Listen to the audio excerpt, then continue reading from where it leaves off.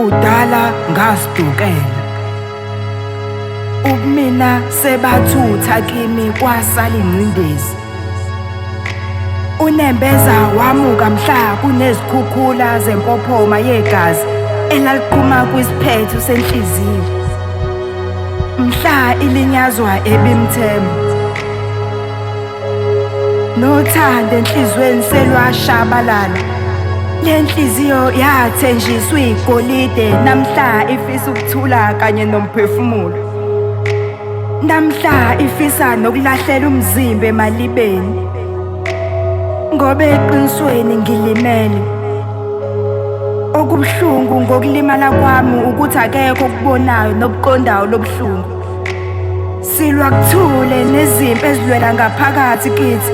Uma zihlula lezimpi shawana noma sesithule, ngoba sinokuyivalela endlini. Lapha-ke konke zama ukukhuluma nathi, ilapho-ke ukufa okuthola ukuphila kithi. Kuthatha ukuphila kwethu ngezandla zethu. Isifiso sami bekuwukuzibulala qede ngizingcwabe.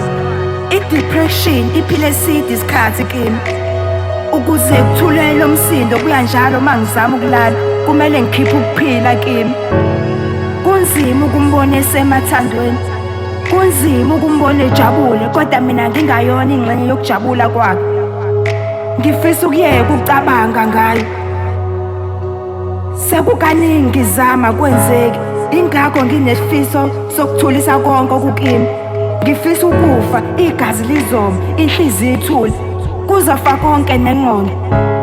Ngifisa ukuphumula ingunaphakade, ngingaphinde ngibone lo mhlaba kanye naye. Ingcindezi isiphilise ndawonye nokufa, yangifundisa ngakho ngakuqonda. Ingakho namhlanje ngincenga nokuphila. Ngifisa ukufa ngiphumule kulobuhlungu bothando. Uma uvale uthando kulula ukuthemba, uzwe amagama othando alula kubuye ithemba.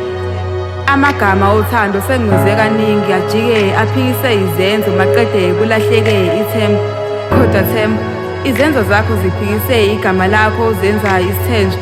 Umqondo wami udungile, umdubazile, ngibonile, ngikhalile, ngifundile.